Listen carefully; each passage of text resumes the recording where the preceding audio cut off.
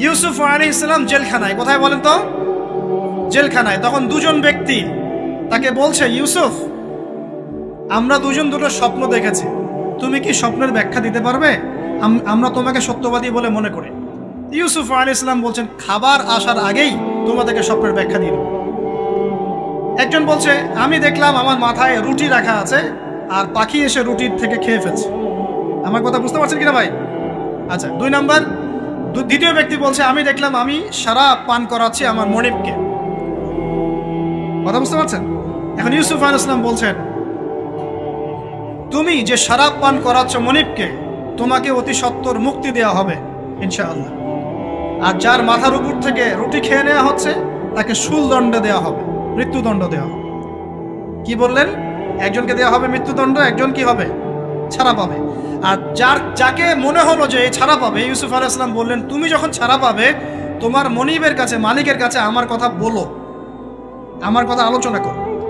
কিন্তু শয়তান তাকে ভুলিয়ে দিল, সে আর কথা বলতে পারল। আরো কয়েক বছর চলে গেল, ইউসুফ আলাইহিস সালাম তখনও জেলেই আছে। একদিন এই রাজা স্বপ্ন দেখলেন।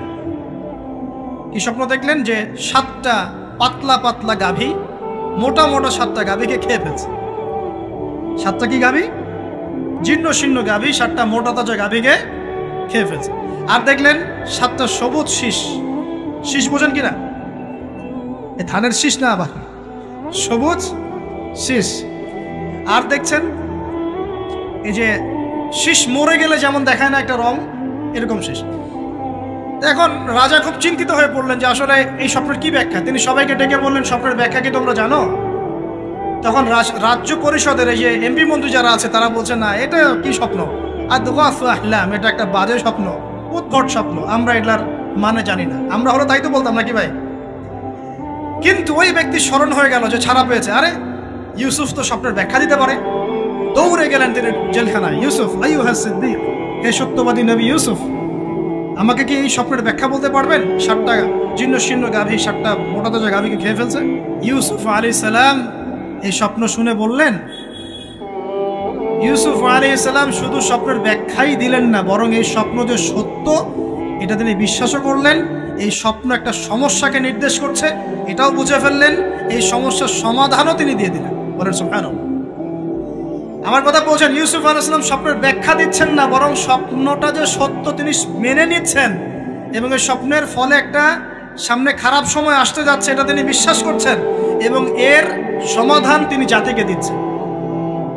ইউসুফ আলাইহিস সালাম বলছেন, তোমাদের সামনে 7 বছর দুর্ভিক্ষ হবে। কি হবে বলেন? 7 বছর। সারা বিশ্বের অর্থনৈতিক প্রেক্ষাপট একটু বিবেচনা করেন তো, যে আমরা একটা খারাপ সময় টিকে যাচ্ছি না আস্তে আস্তে, এবং নীরব একটা দুর্ভিক্ষ সারা ওয়ার্ল্ডে চলছে না? করোনার সময় ছিল, ওই সময় একটা সমস্যা ছিল, ইউক্রেন রাশিয়ার ইস্যু ছিল, আরো অনেক ইস্যু আছে, শুধু এগুলো ইস্যু নয়। অপচয় ইস্যু আছে, দুর্নীতি ইস্যু আছে, জুলুম আছে, তারপরে যে পারমাণবিক ক্ষেত্রগুলো আছে, বড় বড় পরাশক্তিদের চাপ আছে, অনেক ব্যাপার আছে, রিজার্ভ কমে যাওয়া, অনেক বিষয় আছে। সারা বিশ্ব একটা অর্থনৈতিক মন্দা দেখছে কিনা? ইউসুফ আলাইহিস সালাম বলেন, 7 বছর তোমাদের এখানে প্রচুর ফসল ফলবে। এটা 7টা সবুজ শীষ, প্রচুর ফসল ফলবে তোমাদের এই অঞ্চলের মধ্যে। তোমরা একটা কাজ করো, তোমরা ওই 7 বছরের ফসলের যতটুকু অংশ তোমাদের না খেলে নয়, অতটুকু দিয়ে তোমরা তোমাদের জনগণের চাহিদা পূরণ করো, আর বেশি অংশটাকে রিজার্ভ করে রেখে দিও। আমার কথা বুঝতে পারছেন? ইউসুফ আলাইহিস সালাম বলছেন না যে স্বপ্নটা সত্য, তিনি সমাধান দিচ্ছেন উল্টা। এটা তো হবে সামনে, স্বপ্ন সত্য মিথ্যা তো দূরের কথা, এটা সামনে হতে যাচ্ছে। 7 বছর তোমরা প্রচুর ফসল ফলাবে, এই ফসলের একটা বড় অংশ রিজার্ভ করে রেখে দিও, আর বাকি অংশটা দিয়ে তোমরা জনগণের চাহিদা পূরণ করো। মানে অপচয় করা যাবে না, যাবে কোনো সম্পদ অপচয় করা যাবে না। এরপর তোমাদের সামনে আসবে 7টা বছর দুর্ভিক্ষের বছর, আকাশ বৃষ্টি বন্ধ করে দেবে। আকাশ কি করবে? বৃষ্টি বন্ধ করে দেবে। তার মানে ওই 7 বছর আমরা কিভাবে চলবো তাহলে? এই যে রিজার্ভ করেছি, এই রিজার্ভ বা সঞ্চিত সম্পত্তি আমরা 7 বছর চলবো। এরপরে আল্লাহ রাব্বুল আলামিন 8ম বছরে আকাশ থেকে বৃষ্টি বর্ষণ করবেন, আবার ফসল ফলবে। কথা কি বুঝতে পারছেন? এই ব্যাখ্যা অন্যরা দিতে পারলো না, ইউসুফ আলাইহিস সালাম দিতে পারলেন। এই ব্যক্তি দৌড়ে গিয়ে রাজাকে বলল, এই হলো স্বপ্নের ব্যাখ্যা। রাজা, ইউসুফ এই স্বপ্নের ব্যাখ্যা দিয়েছেন। রাজা কত বিচক্ষণ ছিলেন, রাজা সত্য মিথ্যা চিনতেন, তিনি বুঝতেন যে আসলেই সত্য কাকে বলে, মিথ্যা কাকে বলে। এই আমার এমপি মন্ত্রীরা শোনো, তোমরা কেউ সমাধান দিতে পারো নাই, ইউসুফ সমাধান দিয়েছে। ইউসুফকে আমার কাছে নিয়ে আসো, আমি তাকে আমার কাছে নিকটে আসন দিব বলেন সুবহানাল্লাহ। এবার ইউসুফ আলাইহিস সালামকে ডেকে তিনি সম্মানিত করলেন, সম্মানিত করে বললেন যে কোন দায়িত্ব দিলে তুমি আমাদের এই রাজ্যটাকে বাঁচাতে পারবে এই দুর্ভিক্ষের হাত থেকে। ইউসুফ আলাইহিস সালাম নিজে বলছেন, আমি হচ্ছে বিশ্বস্ত মানুষ, আমি হচ্ছে রাজুলুন আমিন, আমি বিশ্বস্ত এবং আমি আস্থাভাজন। আমাকে আপনি খাদ্য মন্ত্রণালয়ের দায়িত্ব দেন, ইনশাআল্লাহ আমি এই প্রবলেমগুলো সলভ করবো ইনশাআল্লাহ। এরপর তাকে দায়িত্ব দেওয়া হলো খাদ্য মন্ত্রণালয়ের। 7 বছর তিনি এরকম পলিসি গ্রহণ করলেন। মিশরের লক্ষ লক্ষ মানুষ পরবর্তী 7 বছরের দুর্ভিক্ষ থেকে বেঁচে গেল। কোরআন তো মূল্যায়ন করি না আমরা, আর কোরআনের কথা যারা বলে ওদেরকেও মূল্যায়ন করি না। এই জন্য আমরা বলছি বর্তমান চলমান অর্থনৈতিক সংকটের সবচেয়ে বড় বড় সমাধান হচ্ছে এক, ভাই জনগণ হই আর সরকার হই, কোনো সম্পদ অপচয় করা যাবে না। আমরা সম্পদ অপচয় করি না? আপনি ওযু করেছেন, আপনি 1 বালতি পানিতে ওযু করেছেন, ট্যাপ ছেড়েছেন, মসজিদের 1 বালতি পানি চলে গেছে, কেন পানি অপচয় করলেন?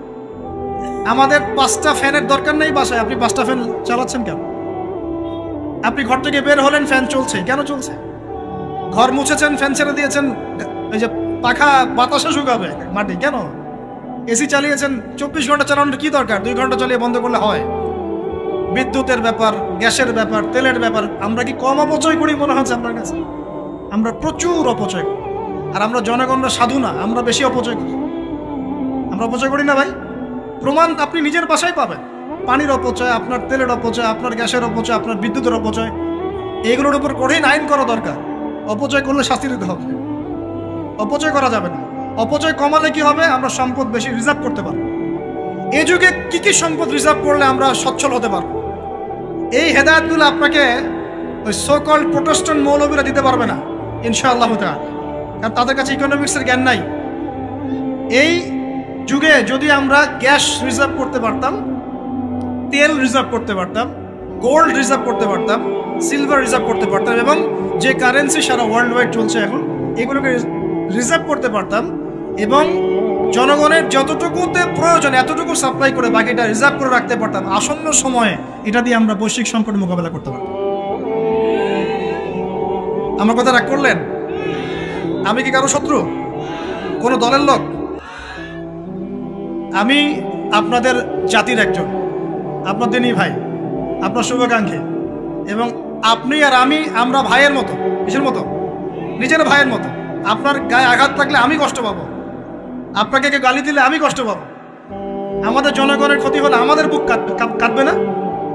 জনগণের ক্ষতি হলে, দুঃখ দুর্দশা হলে আমাদের বুক কাঁদা উচিত, উচিত কি না? আমাদের সবাইকেই যার যার দায়িত্ব পালন করতে হবে। আমরাও অপচয় বন্ধ করে দেবো ইনশাআল্লাহ তাআলা। রাজি আছি ইনশাআল্লাহ? যত বাকি বকেয়া সব আছে সব পরিশোধ করার চেষ্টা করবো ইনশাআল্লাহ। আমরা সরকারি সম্পদ অন্যায়ভাবে আত্মসাৎ করব না, এবং আমরা আমাদের সমাজে যত দুর্নীতি আছে এটা বন্ধ করতে হবে। যত প্রকার দুর্নীতি আছে বন্ধ করতে হবে, যত কালো টাকা আছে সাদা করতে হবে, এবং সাস্টেইনেবল অ্যাসেটগুলোকে রিজার্ভ করতে হবে। তাহলে আগামীতে বিশ্ব ডুবে যায়, যাক, বাংলার মাটি ডুববে না ইনশাআল্লাহ। ইউসুফ আলাইহিস সালাম এই হেদায়েত আমাদেরকে দিয়ে গেছেন, কোরআনের মাধ্যমে আল্লাহ এই হেদায়েত আমাদেরকে দিয়ে গেছেন। আল্লাহ পাক আমাদের সবাইকে কোরআন বোঝার তৌফিক দান করুন।